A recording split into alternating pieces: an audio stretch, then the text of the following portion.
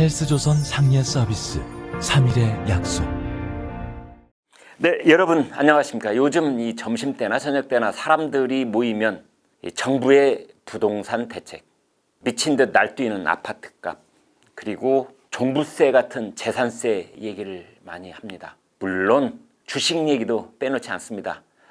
시중에 풀려서 흘러다니는 돈이 3천조 원에 이른다고 문 대통령까지 확인을 했으니 그 돈이 결국 주식시장으로 모이지 않겠느냐, 뭐 이런 말도 나옵니다.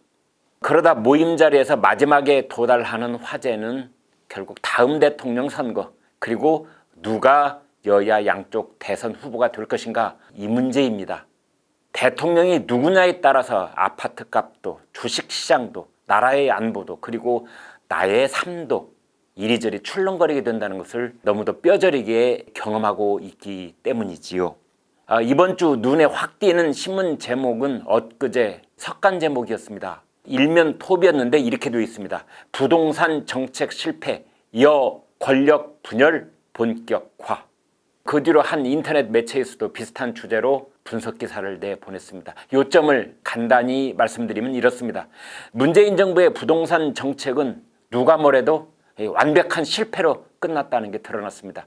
이것은 천재지변이나 코로나 사태, 그리고 국제금융시장의 변화 같은 외부 요인과는 전혀 관련이 없고 오로지 문재인 정부 내부의 정책 실패요, 정부 실패라는 것입니다. 안철수 대표가 말한 것처럼 프로야구 타자가 타석에 21번이나 들어섰는데 지금은 21번 타석이 내리 헛스윙 삼진이라는 뜻입니다. 그런데 부동산 정책 실패가 자타가 부인 못할 만큼 뚜렷해지자 그 뒤를 이어서 소득주도 성장, 비정규직의 정규직화, 탈원전, 북한 비핵화, 이런 정책도 헛스윙 삼진이라는 전철을 밟을 것으로 보입니다. 시청자 여러분들처럼 오래전부터 관심 갖고 지켜보신 분들은 이미 알고 계시는 내용이지만 이 같은 정책 실패가 쌓이면 문재인 정권의 핵심 지층조차 이탈하는 현상을 보이기 시작한다는 점이 가장 중요한 변화입니다. 핵심 지층의 이탈 조짐이 보이면 어떤 현상이 나타날까요? 네, 그렇습니다.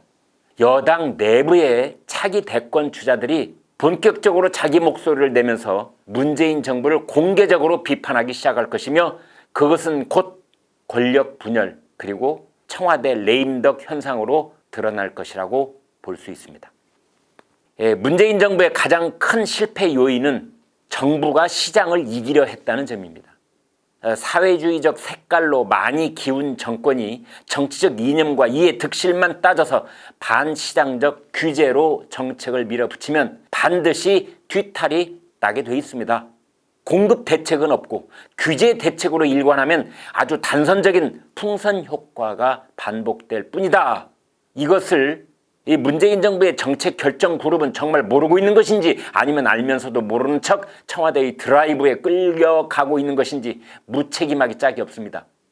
그 사이에 문재인 대통령의 국정 수행 지지도는 작년 조국 사태 이후 가장 낮은 수준으로 떨어지면서 데드 크로스 현상이 나타났습니다. 이번 주 리얼미터 조사에서 부정평가가 51%, 긍정평가가 44.8%로 부정의 긍정을 6.2%포인트 차이로, 즉 오차 범위를 넘어서서 앞질러 버렸습니다.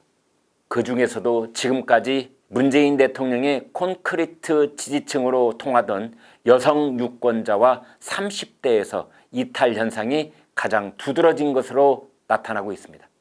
자, 물 들어올 때 노 젓는다는 말이 있지요. 이 여당의 대권 잠룡들은 여성과 30대라는 여권의 핵심 지지층이 부동층으로 빠져나가거나 혹은 야당 쪽으로 기울기 전에 그 사람들을 자기들 쪽으로 끌어들이려는 여러 전략을 선보이고 있습니다. 특히 이재명 경기지사는 어제도 말씀드린 것처럼 부동산 문제, 그리고 서울 부산시장 후보 무공천 문제에 적극적인 발언을 이어가고 있습니다. 친형의 강제 입원 문제와 관련해서 허위사실 유포 혐의로 대법원까지 갔던 이재명 지사는 이 적극적인 거짓말을 한 것은 아니다는, 다분히 비판받을 소지가 많은 이유로 무죄 취지 파기환송을 이끌어낸 뒤 이제는 그 무엇도 거리낄 게 없다는 듯 청와대나 당 지도부와 노골적인 대립각을 세우면서 자신의 목소리를 내고 있습니다. 어제만 해도 무주택자라면 누구든 30년 동안 임대할 수 있는 경기도형 기본주택까지 제안하고 나왔습니다.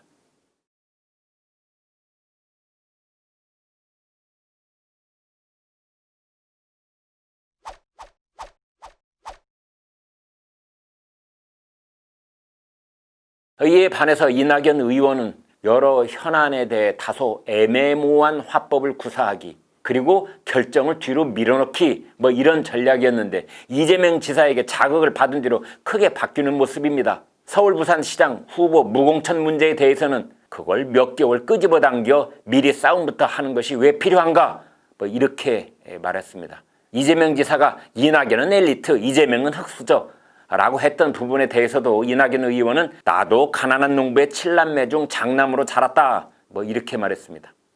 이낙연 의원은 본인은 원하지 않았겠지만 자꾸만 이재명 지사에게 반응하고 대응하는 프레임 속에 갇히고 있습니다.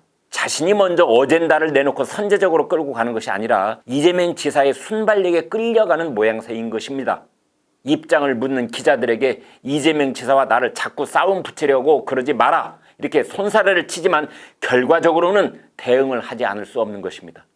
잠재적 대선 주자인 정세균 총리, 그리고 서울시장 후보로 거론된다는 추미애 법무장관 등도 그린벨트와 부동산 대책에 적극적인 목소리를 내고 있는 이유가 모두 물이 들어올 때 노를 저어야 한다는 본능적인 타이밍을 느끼고 있기 때문입니다. 이러한 목소리들은 결국 문재인 정권에게 구심력이 아닌 원심력으로 작동하게 마련인 것이고, 국민들은 이들이 문재인 정부의 대표 정책에 공개적인 반대를 표명하는 현상을 자주 목격하게 될 것입니다. 문재인 정부 집권 초기에는 상상조차 할 수 없었던 일이 벌어지고 있는 것입니다. 결정적인 순간이 오면 야당보다 더 거칠게 반대할지도 모릅니다. 이명박 정부도 세종시 수정안을 야심차게 추진했다가 당시 박근혜 대선 후보의 반대로 가로막히면서 국정 운영 동력을 상당 부분 상실했던 적이 있습니다.